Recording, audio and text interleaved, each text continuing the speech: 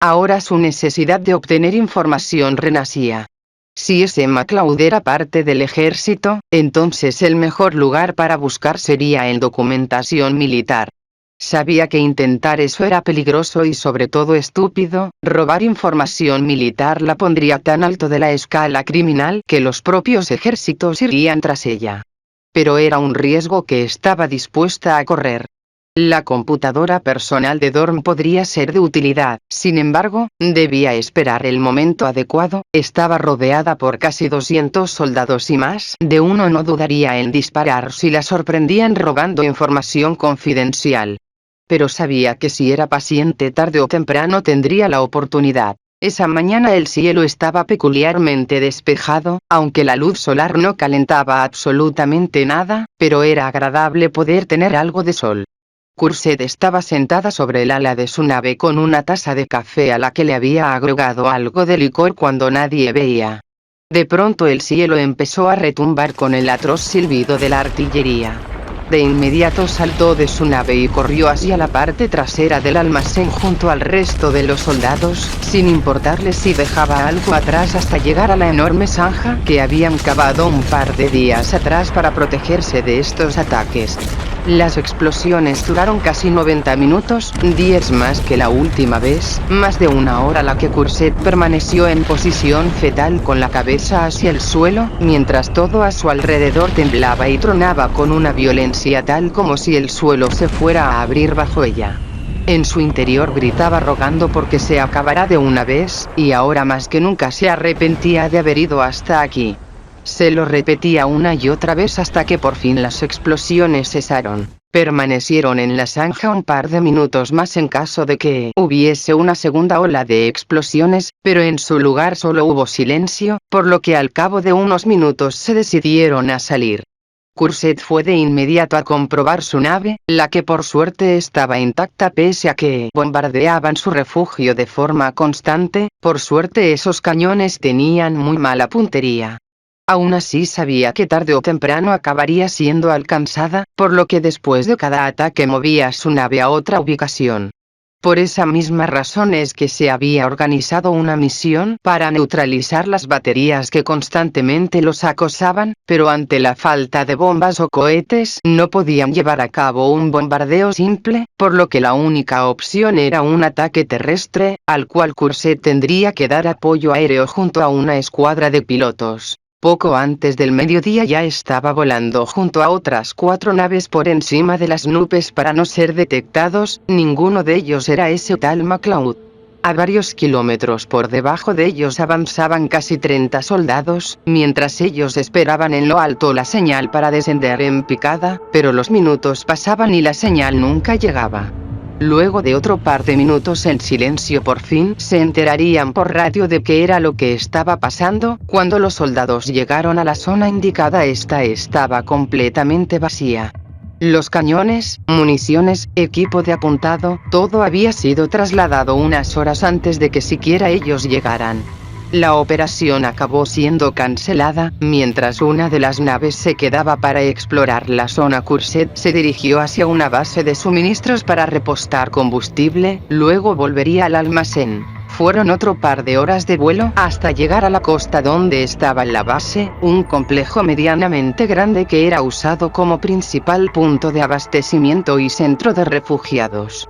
Mientras conectaba la manguera a su nave y empezaba a llenar su tanque, Curset no pudo evitar sentirse incómoda al estar rodeada de tantos soldados. Por alguna razón se sentía observada, y quién sabe, quizás sí lo estaba haciendo, teniendo en cuenta lo que ella era.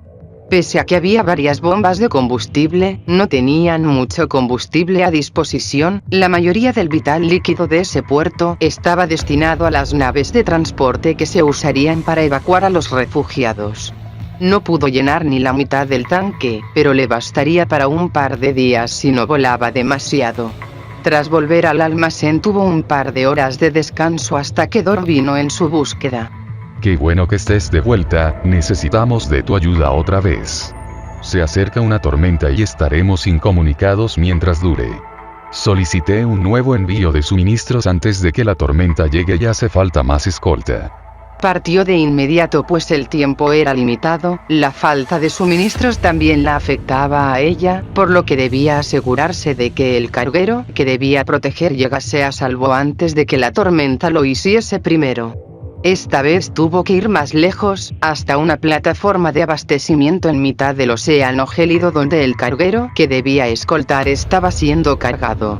Ahí Courcette también pudo cargar algo más de combustible, cosa que le vendría bastante bien, pues serían bastantes horas de vuelo.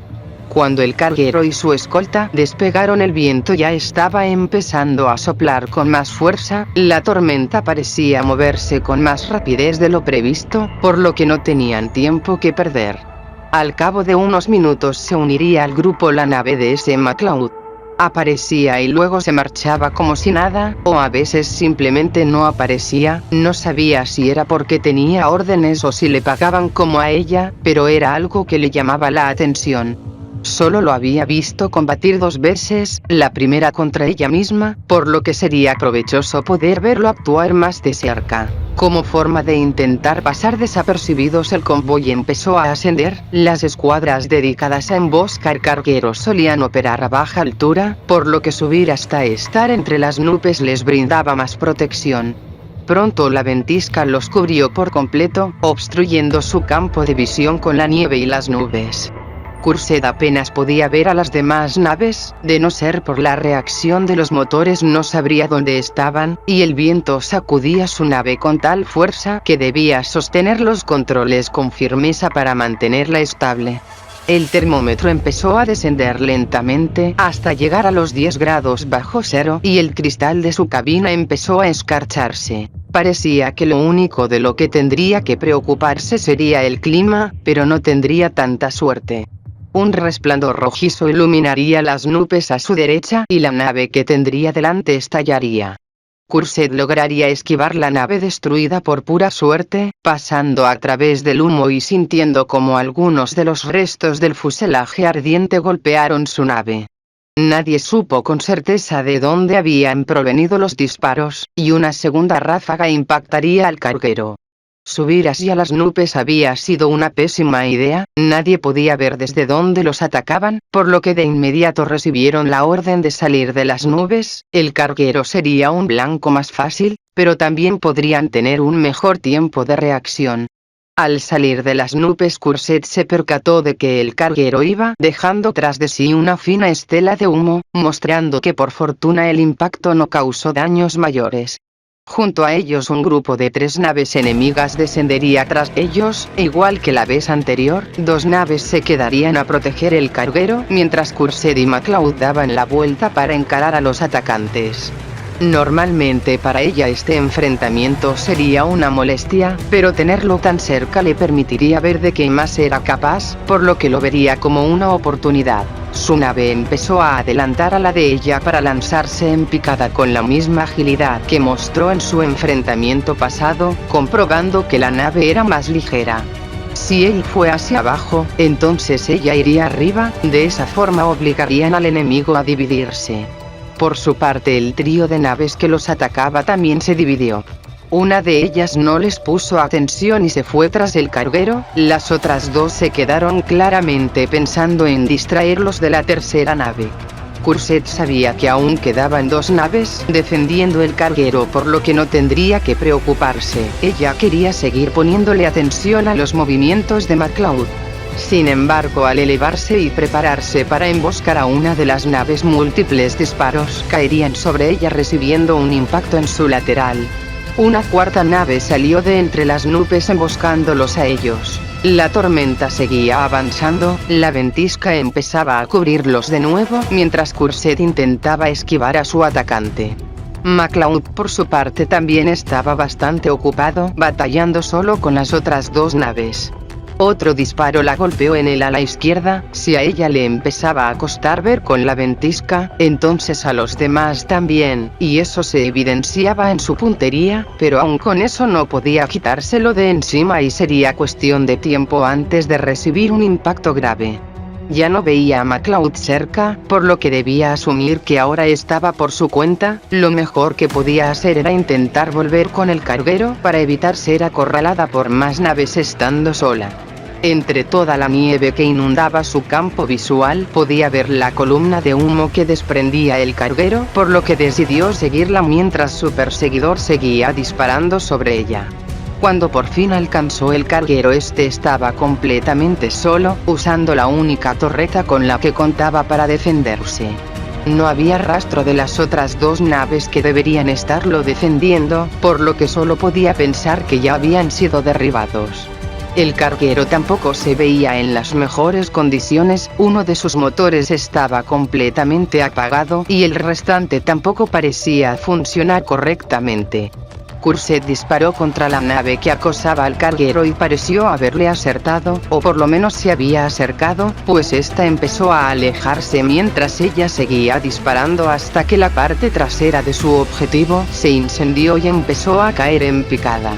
Pero cuando pensó que las cosas se estaban calmando un poco, sus dos perseguidores reaparecieron. Curset tuvo que volver a maniobrar en todas direcciones para esquivar el fuego de ambas naves, mientras una de ellas la seguía pegada a su cola, la otra mantenía la distancia bastante por delante, dejándola virtualmente encerrada. Entonces Curset creyó tener una idea que podría funcionar para quitarse de encima al que tenía detrás. El mismo movimiento que MacLeod usó contra ella en Telangana. Tras prepararse mentalmente unos segundos, Curset apagó el motor de su nave y rogó porque el piloto que tenía detrás no se estrellase contra ella. Solo un segundo después vio a su perseguidor pasar a toda velocidad, entonces volvería a encender el motor y dispararía sin detenerse hasta que la nave que tenía enfrente estallaría y se desplomaría en una nube llameante. Pero antes de siquiera poder alegrarse de que su idea resultara, la segunda nave la interceptó desde el costado. Un disparo atravesó el cristal de su cabina de lado a lado, el plasma caliente pasó a solo centímetros de su rostro, lo suficiente como para que solo el calor del láser le causase una quemadura en la frente por sobre el ojo izquierdo. El disparo también hizo un agujero de gran tamaño en el cristal que se empezaba a resquebrajar, por lo que ahora también debía lidiar con el viento gélido que entraba por el hueco y que se sentía como si le arrojaran vidrio molido en el rostro. Sumado al ardor en la zona izquierda de su cara, a la sangre que empezaba a correr sobre su ojo y a la ya reducida visibilidad, estaba volando prácticamente a ciegas. Aún así intentó dar la vuelta para evitar que ahora fueran tras el carguero. Ya estaban cerca del almacén, por lo que solo debería aguantar un poco más, por más cansada y herida que estuviese. Sin embargo, cuando se preparó para volver a encarar a sus atacantes, estos simplemente la ignoraron y se fueron contra el carguero. Curset aceleró para tratar de alcanzarlos, pero el estado de su nave le impidió llegar a tiempo cuando un par de cohetes impactaron de forma certera. Curset observó en la distancia cómo el carguero se estrellaba contra el suelo nevado y los dos atacantes simplemente se marchaban, pues en su estado ya no la consideraban una amenaza. Desconociendo la gravedad de los daños en su nave, y temiendo que se repitiera lo de Telangana, Curset decidió aterrizar a algunos metros de los restos del carguero estrellado. Solo cuando quitó las manos de los controles, pudo limpiarse la sangre del rostro e intentar calmarse antes de revisar los daños en su nave. Además del agujero en el cristal de su cabina, casi todos sus indicadores estaban en rojo. Lo único relativamente bueno era que la temperatura era tan baja que su motor no tardó en enfriarse. Afuera ya había una multitud de soldados que se habían reunido alrededor del carguero estrellado. En cuanto abrió su cabina, un par de médicos la ayudaron a bajar y ahí mismo le inyectaron una dosis de morfina. Antes de que la llevasen de vuelta al almacén, pudo echarle un vistazo rápido a su nave y lo que vio no era alentador. Tenía múltiples marcas de impactos, algunos más graves que otros. El ala derecha estaba completamente destrozada y parecía haber una fuga de combustible.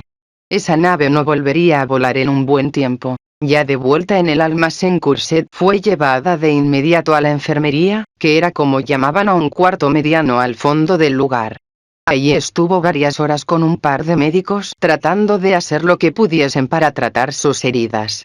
Varias horas después, cuando por fin la dejaron descansar, Curset era incapaz de recordar cuánto tiempo estuvieron trabajando los médicos en ella. Cayó inconsciente más de una vez y eso había afectado su memoria.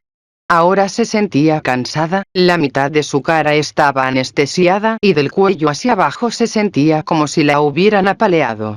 Se repetía a sí misma que debía dejar de ponerse en situaciones como esta.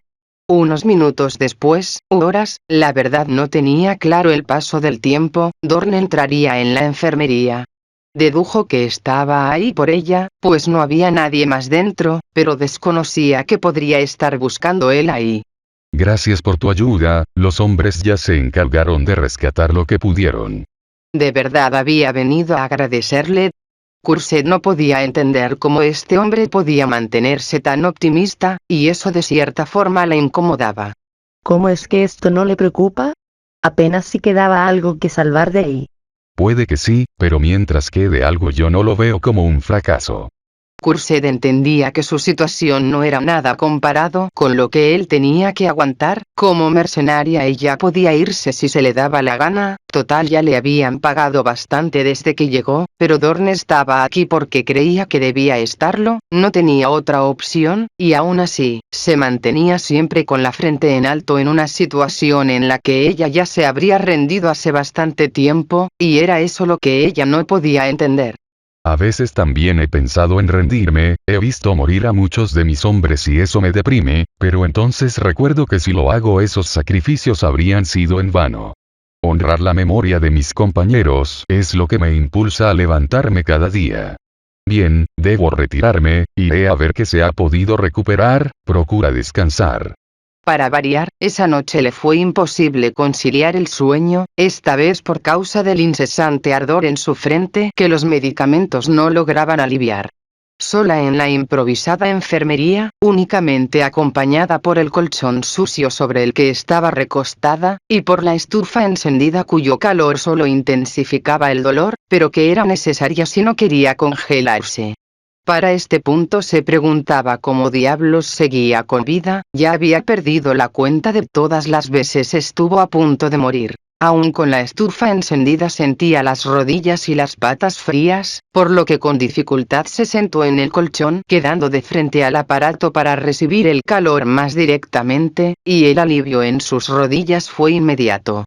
Estaba exhausta, al punto que ni siquiera podía pensar, solo se quedó sentada frente a la estufa con la mente completamente en blanco hasta que empezó a bostezar. No tenía idea de qué hora era, pero el que todo estuviese tan callado del otro lado de la puerta le decía que debía ser de noche, así que se volvió a recostar lentamente y trató de volver a dormir.